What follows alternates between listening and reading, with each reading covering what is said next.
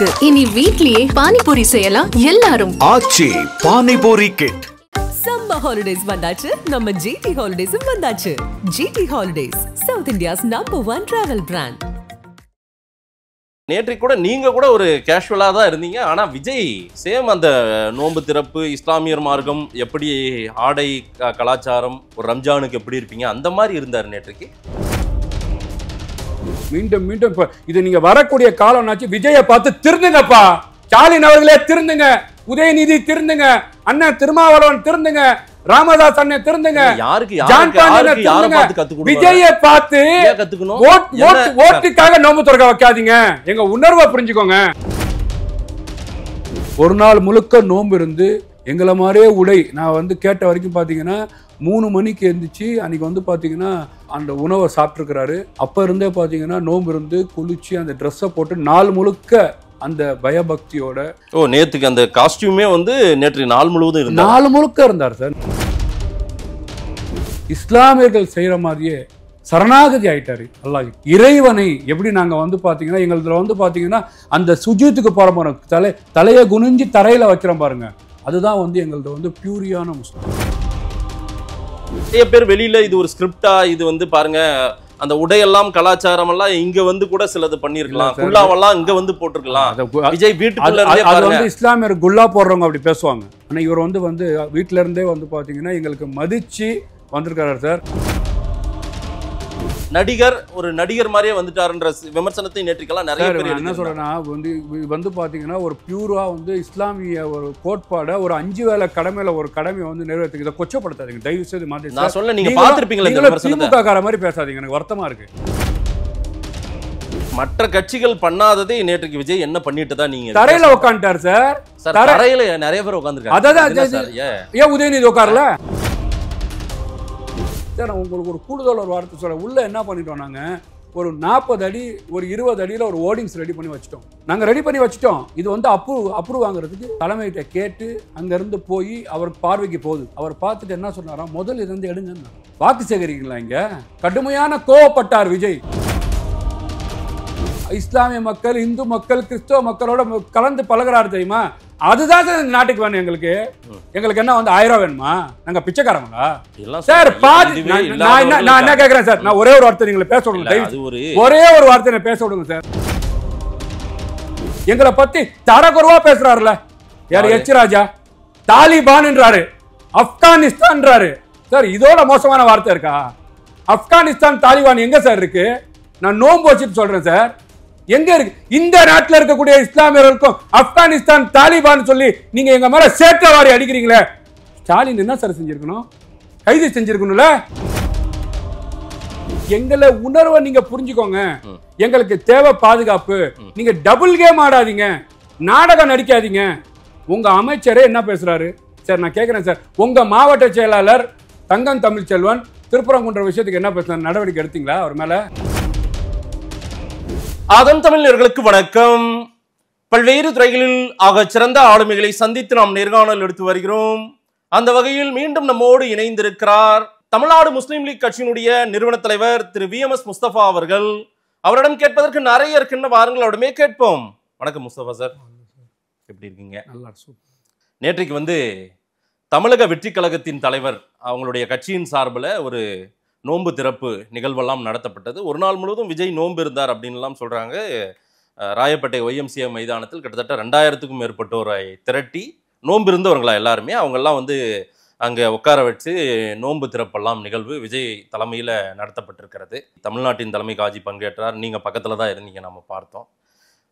அன்னைக்கு நேற்றைக்கு கூட நீங்கள் கூட ஒரு கேஷுவலாக தான் இருந்தீங்க. ஆனால் விஜய் சேம் அந்த நோன்பு திறப்பு, இஸ்லாமியர் மார்க்கம், எப்படி ஆடை கலாச்சாரம், ஒரு ரம்ஜானுக்கு எப்படி இருப்பீங்க அந்த மாதிரி இருந்தார் நேற்றுக்கு.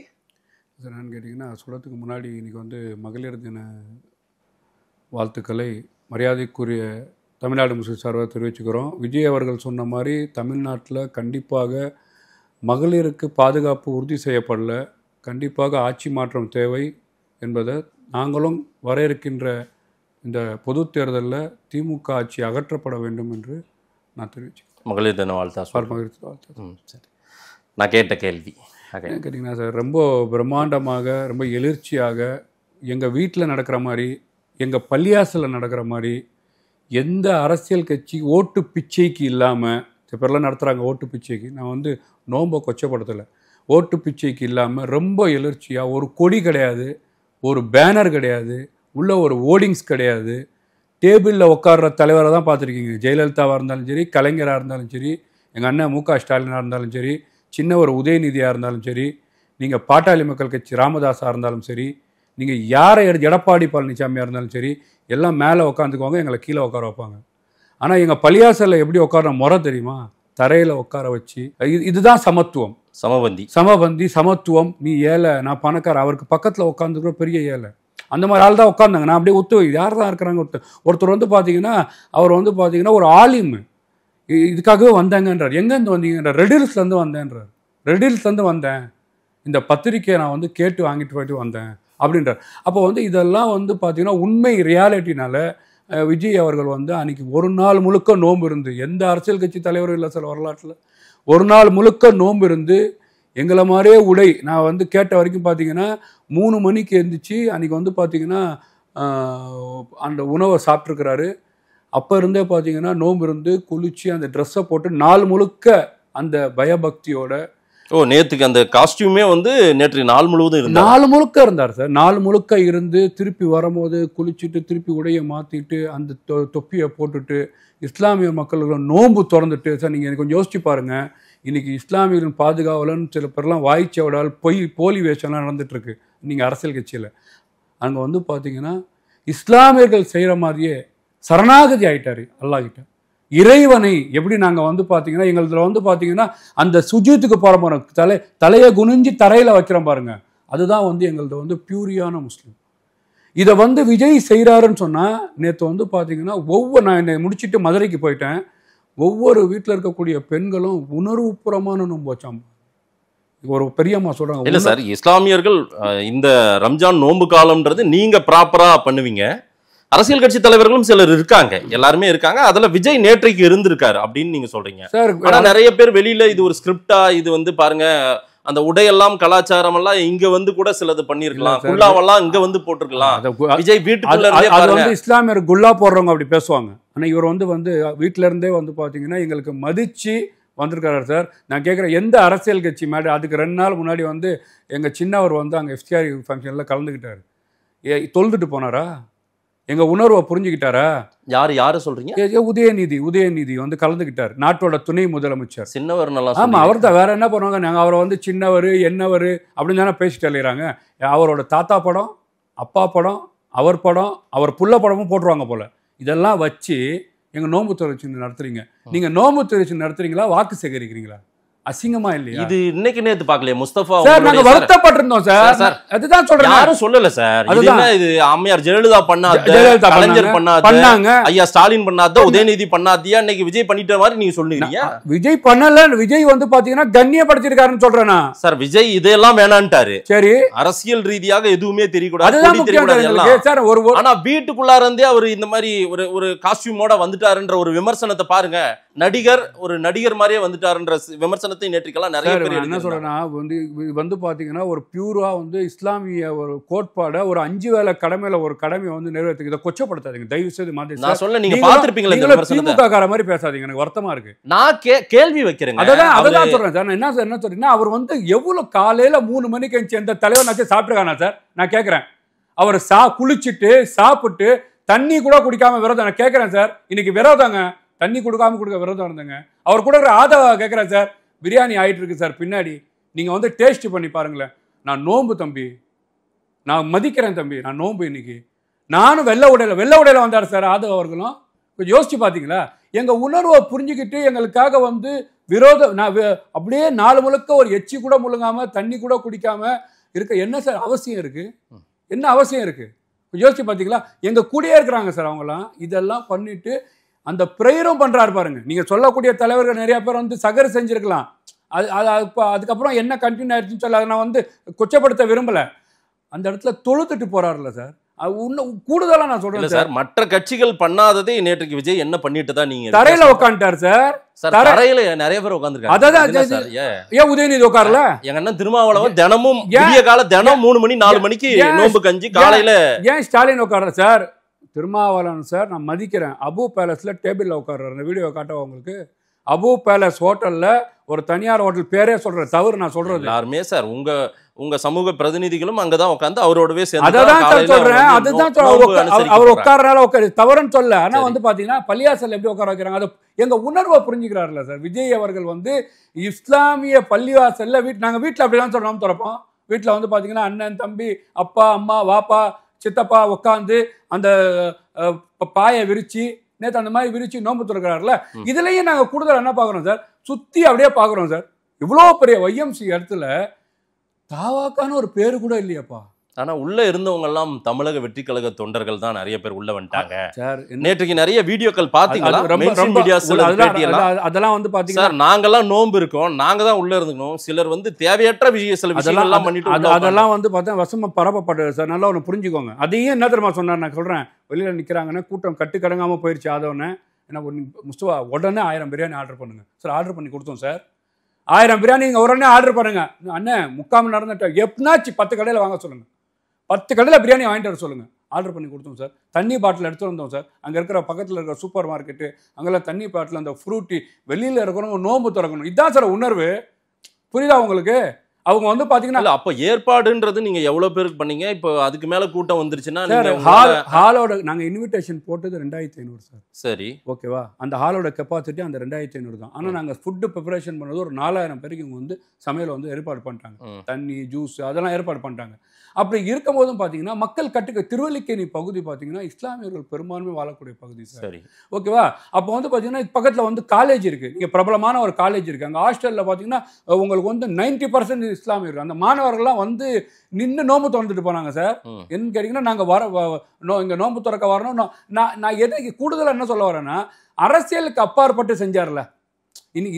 எவ்வளவு இதுல அரசியலே இல்லையா? சுத்தமா அரசியல் எங்க அரசியல் இருக்கு? என்ன ஒரு விசிட்டிங் கார்டு காட்டுங்க பாப்போம். ஒரு விசிட்டிங் கார்டு காட்டுங்க சார். சார் ஏன் பிரச்சார வாகனத்துல பயணம் பண்ணணும்? இது தேவையா? நான் என்ன சொல்றேன், என்ன பண்ணுறீங்க? மாட்டு வண்டியில பயணம் பண்ண சொல்றீங்களா? எதுல பயணம் பண்ண சொல்றீங்க? வெளியே கேட்கறத நான் கேள்வியா வைக்கிறேன். அதான் சார். எதுல பயணம் நீங்க சொல்லுங்க. நீங்க கேட்கறாங்களா? எதுல பயணம் நீங்க சொல்லுங்க. நான் உங்களை கேட்கறேன். எதுல பயணம் பண்ண சார்? அவ்வளோ பேர் இஸ்லாமியர் வந்திருக்கிறாங்க, நோன்பு திறந்துருக்கிறாங்க. ஒரு பெரிய லீடரு ஒரு தமிழ்நாட்டு மக்கள்ல திமுகவா தாவேக்கான்ற களத்துல இருக்கக்கூடிய லீடரு. அப்ப எல்லாத்தையும் பார்க்கணும்ல. திமுகவா தாவேக்காவா? வேற என்ன பண்றது? திமுகவா விஜயான்ற மாதிரி தானே இருக்கு. வேற எங்க தமிழ்நாட்டில் வேற யார் அரசியல் இருக்கு சொல்லுங்க பாவங்கள. எனக்கு தெரிஞ்சு யாரும் இல்லை sir. Edappadi Palaniswami bowled out ஆயிட்டார் சார். இது வரைக்கும் திமுக பிஜேபின்னு அவர் சொல்லல. இன்னைக்கு தான் மகளிர் தினத்துக்காக சொல்லியிருக்காரு திமுகன்னு. இன்னைக்கு தான் சொல்லியிருக்காரு. அது கூட இன்னைக்கு நேற்றுக்கு உங்களை எல்லாம் பார்த்ததுக்கு அப்புறம் அவருக்கு அந்த ஒரு சரி சொல்லுவோம். நான் கூடுதலா கேக்குறேன் சார். பிஜேபி சொல்லல, பிஜேபி சொல்லவும் சொல்லாம தான் அவர் மேல தவறான பயன்படுத்துறீங்களா? இவர் வந்து பிஜேபி தவறா திமுகவும் சொல்ல. திமுகவோட மாவட்ட செயலாளர் அவரு. திமுகவோட பிடிமா சார். கேட்கக்கூடிய கால சூழல மக்களுக்கு எல்லாருக்குமே தெரியுது சார். யாரு வந்து பாத்தீங்கன்னா இங்க மாநில அரசாங்கம், யார் இங்க ஒன்றிய அரசாங்கம்ன்றது இன்னைக்கு போன் எல்லாத்தையும் கொண்டு போய் சேர்த்துருது சார். இன்னைக்கு இருக்கக்கூடிய ஜென்ரேஷனுக்கு அரசியல் களத்துல வந்திருக்காரு சார் விஜய் வந்தது 2025 சார். நீங்க நினைக்கிற மாதிரி பாத்தீங்கன்னா வந்து களத்துல இறங்கிட்டாரு சார். இன்னைக்கு மக்களோட மனநிலையை புரிஞ்சுக்கிறாரு சார். புரியுதா? அந்த அடிப்படையில வந்து பாத்தீங்கன்னா அவர் அந்த எந்த பாவனையில அரசியல் செய்யணுமோ அரசியல் செய்யறாரு. நேற்று வந்து பாத்தீங்கன்னா சார் உங்களுக்கு ஒரு கூடுதல் ஒரு வார்த்தை சொல்ல. உள்ள என்ன பண்ணிட்டோம் நாங்க? ஒரு 40 அடி ஒரு 20 அடியில ஒரு ஓர்டிங்ஸ் ரெடி பண்ணி வச்சுட்டோம். நாங்க ரெடி பண்ணி வச்சுட்டோம். இது வந்து அப்ரூவ் வாங்குறதுக்கு தலைமையிட்ட கேட்டு அங்கிருந்து போய் அவர் பார்வைக்கு போகுது. அவர் பார்த்துட்டு என்ன சொன்னாராம்? முதல் இருந்து எடுங்கன்னாராம். வாக்கு சேகரிங்களா? இங்க கடுமையான கோவப்பட்டார் விஜய். முதல்ல அதுல இருந்து எடுங்க. நான் காலங்காலமா இந்த இஃப்தியாரி ஃபங்க்ஷனை நடத்திட்டு வரேன். இங்க இஸ்லாமியர் மக்கள் நேற்று பேசும்போது சொல்றாரு சார் இஸ்லாமிய மக்களே என் நண்பருங்க. அவர் என்கிட்ட சொல்றார் எங்க நண்பருங்க. அப்ப இதுல இருந்து என்ன புரியுது சார்? இஸ்லாமிய மக்கள், இந்து மக்கள், கிறிஸ்தவ மக்களோட கலந்து பழகிறாரு தெரியுமா? அதுதான் சார் இந்த நாட்டுக்கு வேணும். எங்களுக்கு என்ன வந்து 1000 வேணுமா? நாங்க பிச்சைக்காரங்களா? சார் நான் என்ன கேக்குறேன் சார்? நான் ஒரே ஒரு வார்த்தை நீங்க பேச விடுங்க. ஒரே ஒரு வார்த்தை பேச விடுங்க சார். நான் கேக்குறேன் சார். விஜய் பக்கத்துல நிக்கிறதுனால வார்த்தையெல்லாம் நான் ஒரு கவனமா பயன்படுத்தி நான் என்ன கேக்குறேன் சார், இல்லாதவர்கள் இருக்காங்க. எங்களுக்கு இந்த நாட்டுல பாதுகாப்பு தேவைங்க. என்ன பேசிட்டு இருக்கீங்க நீங்க? எங்களுக்கு இந்த நாட்டுல பாதுகாப்பு தேவை. எங்களுக்கு முஸ்லிம்கள் ஒரு பெரும்பாலும் வியாபாரியா இருக்கிறாங்க, ஃபேன்சி கடை வச்சிருக்காங்க. என்ன பாதுகாப்பு கொடுக்கிற அளவுக்கு அந்த பாதுகாப்பு இல்லைன்னாங்க விஜய் வரணும்னு சொல்றோம் நாங்க. இந்த திமுக அரசாங்கத்தினால பாதுகாப்பு இல்லைங்க. ஏங்க நான் கேக்குறேங்க, அயோக்கியத்தனமா ராமராஜ்யம் நடுன்னு சொல்லி பேசுறாரு உங்க மினிஸ்டர், கேவலமா இல்லையா திமுக அரசாங்கமே? ஹெச் ராஜா ரத்தார் ஓடுன்றாரு ராமஜர். நான் முஸ்தபா பேசினா விட்டுருப்பீங்களா? நான் கேக்குறேன், ஒரு அந்தோனி பேசினா விட்டுருப்பீங்களா? ஒரு ஆட்டோக்காரன் ரஹ்மான் பேசினா விட்டுருப்பீங்களா? ஹெச் ராஜானால நீங்க விட்டுட்டு போறீங்களா? பயப்படுறீங்களா பிஜேபிக்கு? எதுக்கு எங்க ஓட்ட வாங்குறீங்க? பாதுகாவல எதுக்கு பொய் சொல்றீங்க? அந்த பொய்யை தான் தோல் உரிச்சு காட்டுறதுக்கு எங்க அண்ணன் விஜய் வந்திருக்கிறாரு. அதை தான் சார் நாங்க சொல்றோம். சார் நான் எனக்கு அவ்வளவு கோவம் வருது சார். உணர்வுகளை கட்டுப்படுத்துங்க. விஜய் என்ன பண்ண போறாரு, உங்களுக்கான என்ன எண்ணப்பாடு இருக்கு அவருக்கு, அவருடைய அடுத்த கட்ட அரசியல் எதை நோக்கி போகுதுன்றதை நம்ம பார்க்கலாம். அடுத்த கட்ட அரசியல் பாத்தீங்கன்னா இந்த நாட்டை பாதுகாப்பை நோக்கி போகுது. அதான் நான் சொல்றேன் சார். எங்களுக்கு பாத்தீங்கன்னா நாங்க ஐஏஎஸ் ஆபீஸ்ல வேலை கட்டுமா, அரசாங்கத்துல வேலை வேணும்னு கட்டுமா, சாமானிய இஸ்லாமிய நினைச்சிட்டு இருக்காங்களா? ஆட்டோ ஓட்டுறாங்க சார், பீடி சுத்துறாங்க சார், ஃபேன்சி கடை வச்சுருக்கோம். நாங்கள் பெரும்பாலும் வியாபாரியாக இருக்கோம் இந்த காலத்தில். நாங்கள் என்ன தெரியுமா சார் கேட்குறோம், எங்களுக்கு பாதுகாப்பு கொடுங்கடா சார். ஒரு காதர் மைதீனோ ஜவாஹிருல்லாவோ போன்ற மக்கள் பிரதிநிதிகளாக சட்டமன்றத்துக்கும் நாடாளுமன்றத்துக்கும் அனுப்பப்பட்டவர்கள், அவங்களாம் கூட எங்களுக்கு திமுகவால இவ்வளவு அநீதி இழைக்கப்பட்டது, அதே போல திமுக ஆட்சியில் எங்களுக்கு பாதுகாப்பு சொல்றீங்களா சார்? பேர் பிஜேபியால எங்களுக்கு பாதுகாப்பு இல்லை, நான் என்ன சொல்றேன், திமுகவால பாதுகாப்பு இல்லைன்னா நான் என்ன சொல்றேன் முஸ்தபா, நீங்க ரெண்டு பேர் கருத்தை வலுப்படுத்துங்க. அதுக்காக நீங்க என்னனாலும் வாரி அரைச்சி போனா அதை எப்படி இந்த மக்கள் ஓட்ட மொத்தமா அவங்களுக்கு தான் சார் போட்டுக்கிறாங்க. நீங்க ரெண்டு பேர் சொன்னீங்க சார், முஸ்லிம் பிரதிநிதி ரெண்டு பேர். ஆமா, மக்கள் பிரதிநிதி, அவங்க சட்டமன்றத்துக்கு நாடாளுமன்றத்துக்கு யார் சார் அமிச்சா அவங்கள? இந்த மக்கள் தானே அவங்களை, அந்த மக்கள் தான் சார் வேணான்றாங்க. இப்போ யார் சொன்னது? அந்த சார் நான் பாருங்க, உங்களுக்கு எல்லாமே தெரியும், நீங்க ஊடகத்துல இருக்கோம், நான் கிரவுண்ட் ரியாலிட்டியில பாக்குறேன் சார். திமுக அரசாங்கம் தான் சார், திமுகவோட இஸ்லாமியர் சித்து விளையாட்டு வேலையாவாது சார். நான் கேட்கிறேன், 2 நாள் முன்னாடி நீங்க சொல்ற மாதிரி என் பாசையில சொல்ற சின்னவர் உங்களோட துணை முதலமைச்சர் இஃப்தியாரி ஃபங்க்ஷன் நடத்தினாரு. என்ன சொன்னார் தெரியுமா? எத்தனை பேர் வந்தாங்கன்னு கேக்குறேன். எத்தனை பேர் வந்தாங்க? எத்தனை பேர்? ஆயிரக்கணக்கானோர் வந்தாங்க சார். அங்கேயும் ஆயிரக்கணக்கானோர் வந்தாங்க சார். பாருங்க, நானும் அந்த இஃப்தியார் என்ன நடந்தது திமுக கூட்டத்துக்கு 100 பேர் போனாங்க, விஜய்க்கு 2000 பேர் போயிட்டாங்க சார். நேத்து சார் என்னையாவது சொல்லாதீங்க பாருங்க, களத்தை உண்மை, அது ஒரு கட்டமைப்பு உள்ள ஒரு இயக்கம் சார், கட்டமைப்பு உள்ள இயக்கம். நான் கேக்குறேன் சார், திமுக காரன் வந்தான் சார், அந்த பகுதியில் இருக்க பொதுமக்கள் எத்தனை பேர் வந்து சம்பிச்சாங்க? எத்தனை பேருக்கு அங்க சாப்பாடு நேத்திக்கு வந்தவங்களும் ஆர்கனைஸ் பண்ணதானே, இந்த கூட்டம் ஆர்கனைஸ் பண்ணதானே, தானா நோம்புகள் தானா வந்த கூட்டங்க, எல்லாம் இஸ்லாமியர்களுங்க. அங்க பேசுற சார், தானா வந்தவங்கள உள்ள உடலன்றாங்க. பாஸ் எடுத்துட்டு வந்த சில இஸ்லாமிய சகோதரர்கள் பாச கிழிச்சிட்டு போறாங்க. அதாங்க என்னன்னு கேட்டீங்கன்னா நான் எதிர்பார்த்த 3000 பேர்ல 6000 பேர் வந்திருக்காங்க. சின்னவர் நேரத்துல கூட்டத்துல யாரும் எட்டி பார்க்கலங்க. ஏன் பார்க்க மாட்டாங்க? அதுக்கு பதில் சொல்லுங்க. நீங்க ஏன் சின்னவர் உட்காந்துக்கிட்டு நான் ரம்ஜான் வாழ்த்து சொல்லுவேன், ரம்ஜான் ஒரு வாட்டி சொன்னா போதும் தம்பி, மரியாதையா பேசுங்க. அவர் மாண்புமிகு அமைச்சர். எனக்கு மு.க. ஸ்டாலின் அண்ணன் சொன்னா, சின்னவர் யாரு? தம்பிங்க, இளம் தலைவருங்க அவரு. புரியுதா? ரம்ஜான் வாழ்த்து சொன்னாலே இங்க நிறைய பேருக்கு கோவம் வருது. நான் 100 முறை ரம்ஜான் வாழ்த்து சொல்லுவேன்றாரு.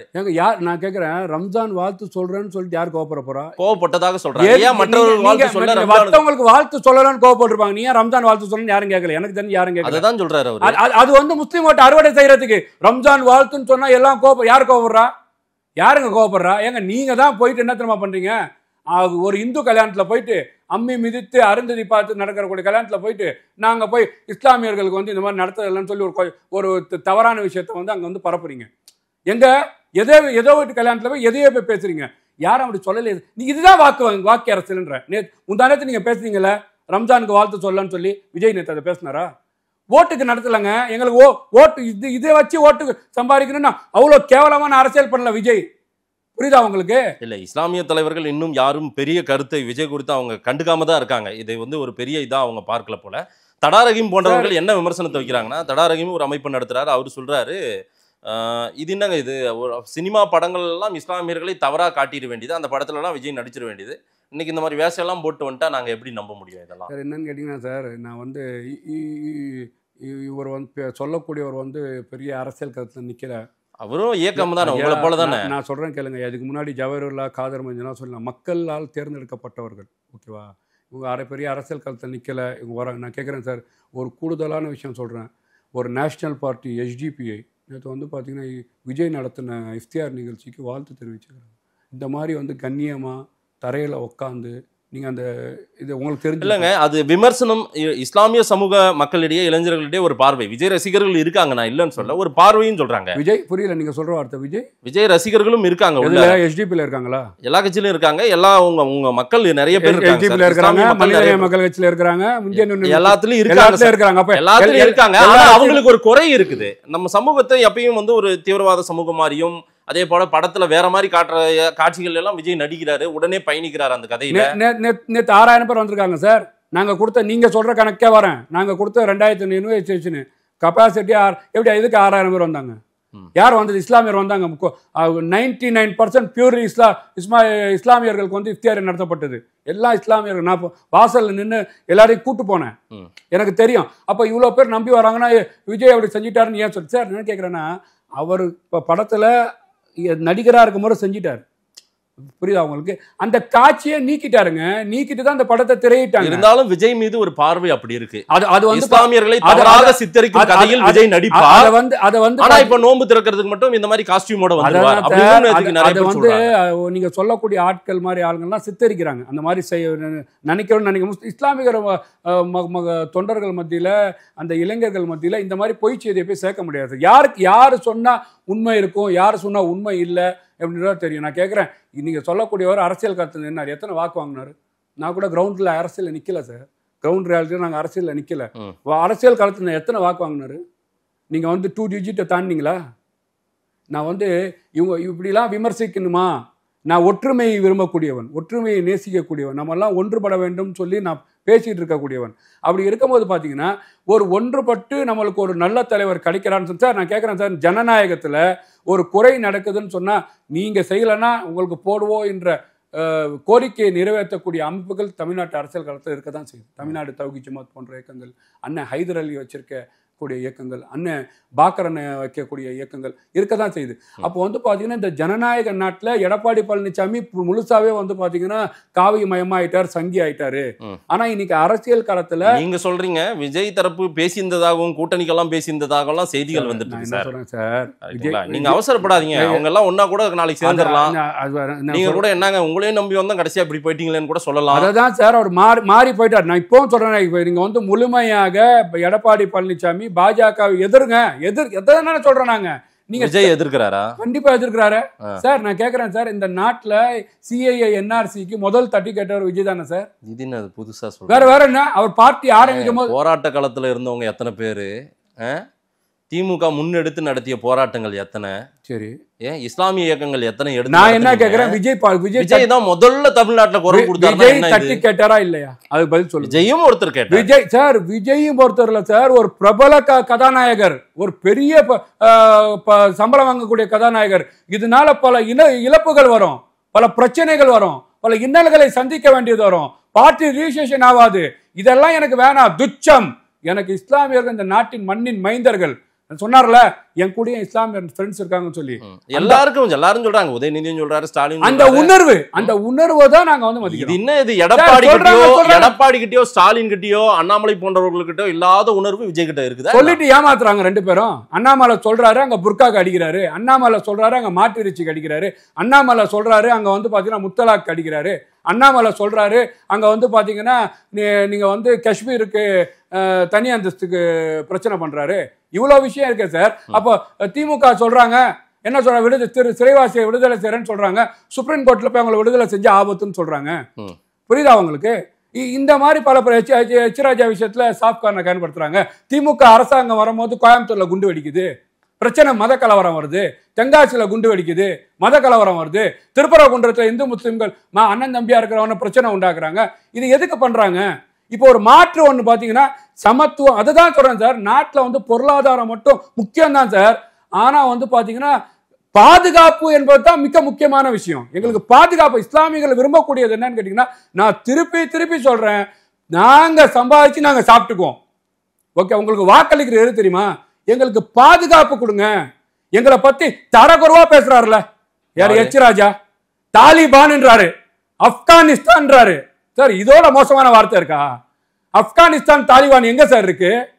நான் நோன்பு வச்சுட்டு சொல்றேன் சார், எங்க இருக்கு? இந்த நாட்டில் இருக்கக்கூடிய இஸ்லாமியர்களுக்கும் ஆப்கானிஸ்தான் தாலிபான் சொல்லி நீங்க எங்க மேல சேற்றவாரி அடிக்கிறீங்களே.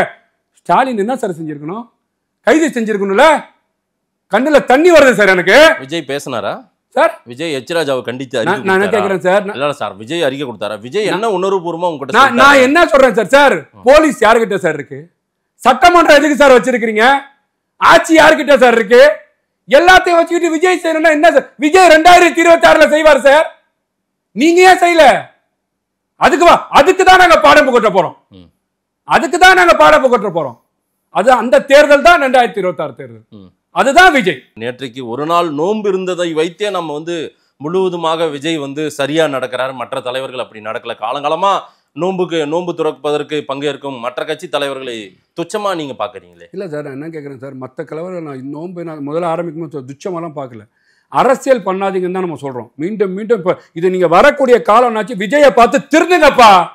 ஸ்டாலின் அவர்களே திருந்துங்க, உதயநிதி திருந்துங்க, அண்ணன் திருமாவளவன் திருந்துங்க, ராமதாஸ் அண்ணன் திருந்துங்க,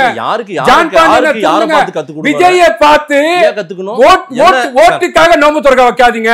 எங்க உணர்வை புரிஞ்சுக்கோங்க. வேணாப்பா சார். உங்களுடைய தலைமை பொறுப்புல இருந்தவங்க இஸ்லாமிய குருமார்கள் நிறைய பேர் ஐயா ஸ்டாலின் அவர்களுக்கு நோன்பு கஞ்சிக்கு அரிசி கொடுத்தாரு, இத்தனை டன் அரிசி, இத்தனை கோடி ரூபாய் மதிப்புல அரிசி கொடுத்தான்னு போய் நன்றி தெரிவிச்சாங்களே. அவங்க எல்லாம் இப்படி யாரும் சொல்லல சார். வரிசைப்படுத்தி 20-25 பேர் நின்னாங்க சார். நான் எடுத்து காட்டுங்களா? நான் கேட்கறேன் சார். நான் ஒரே ஒரு வார்த்தை கேட்கறேன் சார். நான் நீங்க சொல்றீங்களா, நீங்க சொல்லக்கூடிய மக்கள் பிரதிநிதியா இருக்கக்கூடிய இஸ்லாமிய தலைவர், நான் பேர் சொல்லவே ரொம்ப சிரமப்படுறேன் சார்.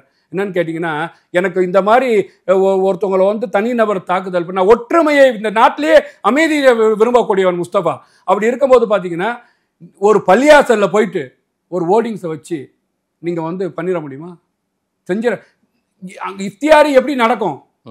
நீங்க ஏன் சார் ரமலான் காலங்கள்ல உங்களுக்கு பாருங்க, நோன்பு கஞ்சிக்கான அரிசியை அரசாங்கம் நமக்கு தராங்க. பல கோடி ரூபாய் மதிப்பு அதுக்கு ஒதுக்கி அதையெல்லாம் பண்றாங்கல்ல. அரசாங்கம் அந்த மாதிரி முன்னெடுப்பையாவது செய்து அதை கூட நீங்க ஒத்துக்க மாட்டீங்களா? சரி சார், இது பாத்தீங்கன்னா ஜெயலலிதாவும் பண்ணாங்க சார். 3000 டன் அரிசியை மெட்ரிக் டன்னை உயர்த்தி கொடுத்தாங்க சார். ஹஜ்ஜுக்கு மானியம் கொடுத்தாங்க சார். நாகூர் தர்காக்கு சந்தன கட்டையை கொடுத்தாங்க சார். உலமாக்களுக்கு சைக்கிளை கொடுத்தாங்க. இது எல்லாத்தையும் திமுக செஞ்சுட்டு இருக்காங்க. நான் என்ன சார், திமுக செஞ்சாங்க சார், இதெல்லாம் செய்யறாங்க.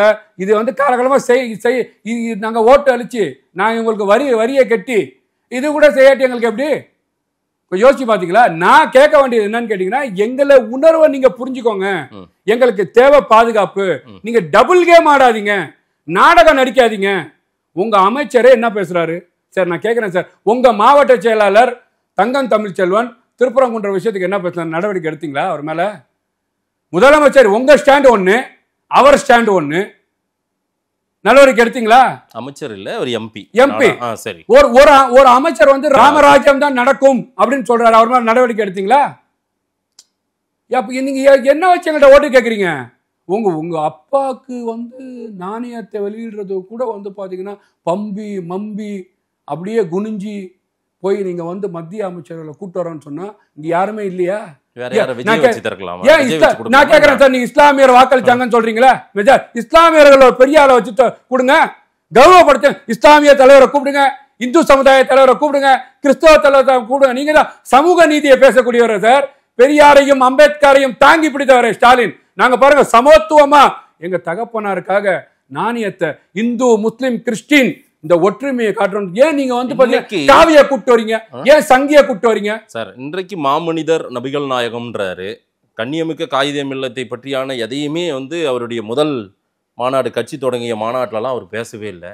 இதெல்லாம் அன்றைக்கு இல்லை, இன்னைக்கு ரமலான் நோம்புன்னு இதெல்லாம் பேசுறாரு. இல்ல சார், ரமலான் நோம்புன்னு அரசு அவர் காயிதே மில்லத்தை பத்தியும் பேசல, நீங்க காமராஜர் பத்தியும் பேசல. அவர் ரமலான் நோம்புல என்ன தெரியுமா பேசினாரு? ஐயா லசலா, ஐயா லசலா, ஐயா அல் ஃபலா, ஐயா. அந்த குரான் வசனத்தை விஜய் ஓதுனார். அங்க சொல்லக்கூடிய இமாம் சொல்லி கொடுத்த நபி ஸல்லல்லாஹு அலைஹி வஸல்லம் மேல சொல்லி கொடுத்த தரூதை ஓதுனார். எல்லா தலைவர்களும் இதை செய்வாங்க, விஜயும் செய்யறாரு. அவ்வளவுதான். விஜய் செய்து அதான் எல்லா தலைவரும் மேல அவங்க படத்தை போட்டு செய்வாங்க, அவங்க பத்திரிகையிலேயே படத்தை போட்டு செய்வாங்க. விஜய் பாத்தீங்கன்னா எங்க மசூதியில எப்படி செய்யறோமோ, எங்க வீட்டுல எப்படி செய்யறோமோ, இது ஓட்டுக்காக கிடையாது, முழுமையாக பியூரா நோன்பு இருந்து நீங்க பிரேயர் மட்டும் பண்ணுங்க. எதுக்காக? சமத்துவத்துக்காக, உலக அமைதிக்காக. அதுக்காக நேற்று பண்ணியிருக்காரு சார். இதுதான் நாங்க வேணும்ன்றோம். நீங்க எங்களை வந்து அரசியலா பயன்படுத்தாதீங்க. விஜய் கிட்ட அரசியல் இல்லன்றீங்க, விஜய் கிட்ட இந்த காஸ்டியூம் குறித்தான ஒரு விமர்சனம் எல்லாம் வைக்கிற அந்த ஒரு அது எங்க உணர்வு சார். நீங்க என்ன காஸ்டியூம் அரசியல்னு பேசுறீங்க? இல்ல அவங்க சொல்றத நான் கேள்வியா வைக்கிறேன் சார். அது எங்களோட உணர்வு சார். நாங்க கைலி உடுத்துவோம், வேட்டி உடுத்துவோம், சட்டை போடுவோம், தொப்பி போடுவோம். முஸ்தபாவே சாதாரணமா நேற்றைக்கு வந்து முழுக்கால் சட்டையில தான் இருந்தாங்க. பாருங்க விஜய் வேற மாதிரி இருந்தாருன்றாங்க. நாங்க காலையில இருந்து அந்த விழா மேடையில இருந்தோம். எங்களுக்கு வந்து ஓட வேண்டியது இருக்கும், இறங்க வேண்டியது, பல விஷயங்கள் இருக்கு. அவர் பாத்தீங்கன்னா இன்னொரு புறமா நோன்பு வச்சிருக்கிறாரு சார். ஒருத்தவங்க நல்லது செஞ்சா தயவு செய்து வரவேறுங்க சார். எங்க சமுதாயமே வரவேற்குது. உங்களுக்கு ஏன்பா திராவிட மாடலுக்கு ஏன் கொப்பளிக்குது? ஏன் வயிறு எரியுது? ஓட்டு போயிருன்னு பயப்பமா? நீங்க என்னதான் பண்ணாலும் இஸ்லாமியர்களுக்கு தெரியும். என் தம்பி எங்க ஒரு அம்மா சொல்றாங்க, என் தம்பி விஜய் உண்மையா நோன்பு வச்சாரு நேற்று மதுரையில. இதுதான் சார் சொல்றேன். இந்த உணர்வை வந்து அவர் வந்து கொடுப்பான்ற நம்பிக்கை இருக்கு. நீங்க ஆட்சி இருந்து எங்களுக்கு செய்யலன்ற ஏமாற்றம் இருக்கு. இதே புள்ளியில சரியா பயணிப்பாங்கன்னு நினைக்கிறீங்களா தமிழக வெற்றி கழகம்? நாளைக்கு கூட்டணி, அதே போல இப்ப அதிமுக நீங்க பிஜேபி சாயம் எல்லாம் உங்களுக்கு பூசுறீங்க. நாளைக்கு ஒருவேளை அதிமுக தாவேகா அப்படி ஒரு நிலையோ, பிஜேபி பக்கமோ ஏதேனும் ஒண்ணு விஜய் அப்படி ஒரு பாசாங்க கேட்டா உங்களுடைய நிலைமையெல்லாம் யோசிச்சு பாத்தீங்களா? இல்ல சார், நான் என்ன கேட்கிறேன் சார், பாஜக ஒருபோதும் தமிழ்நாட்டுக்கு மனித விலை இறுதி வரக்கூடாது சார். இந்தியாவுக்கே வரக்கூடாது. அதுதான் எங்களோட முதல் கொள்கையே. அவங்க வந்து பார்த்தீங்கன்னா ஒரு மதத்தை வைத்தே அரசியல் செய்யக்கூடியவர்கள். அந்த அடிப்படையில் பார்த்தீங்கன்னா எடப்பாடி பழனிசாமி அதில் இருக்கிறாரு, போறாரு, வராரு. ஆனால் எடப்பாடி பழனிசாமி என்ன காரணத்துக்காக இருப்பார்? எல்லாம் வந்து பார்த்தீங்கன்னா அவரும் பிஜேபியோட இல்லை, அவரு உங்க ஓட்டு இஸ்லாமிய சமூக ஓட்டு வேணும்னு தான். அதுதான் அதை வந்து இஸ்லாமியர், நான் வந்து முஸ்தபா மனநிலையில பேசல சார், இஸ்லாமிய மக்கள் மனநிலையில பேசுறேன்.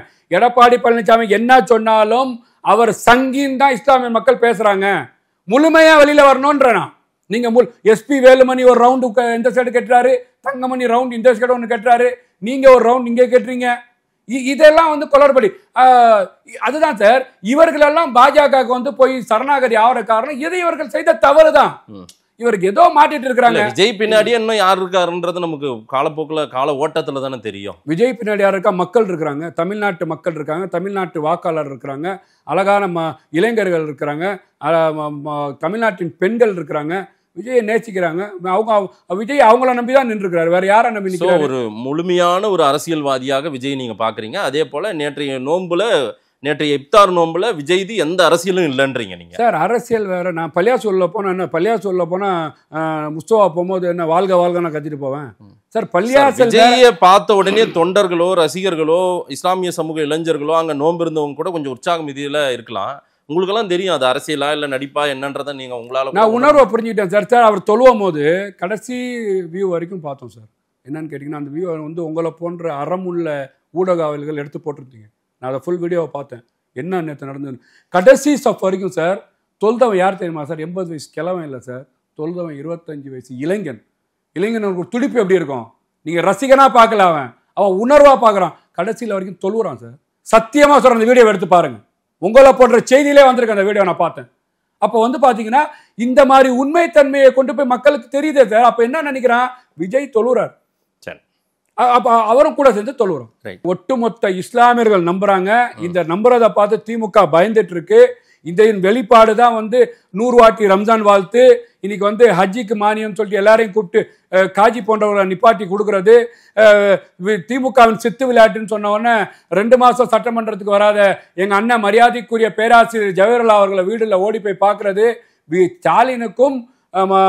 ஸ்டாலின் அண்ணன் அவர்களுக்கும் துணை முதலமைச்சர் உதயநிதி அவர்களுக்கும் விஜய் அரசியல் களத்தில் வந்தா அவங்களுக்கு சொந்த ஓட்டு அப்படின்ற இஸ்லாமிய கிறிஸ்தவர் வாக்கு கண்டிப்பாக இந்த தேர்தலில் பிரிய போது நம்ம பார்க்க தான் போறோம்.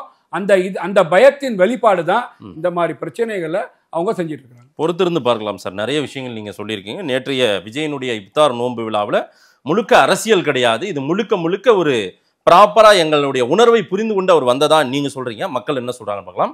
நேரில் வந்து நேரம் கொடுத்து பேசியமைக்கு நன்றி முஸ்தபா சார்.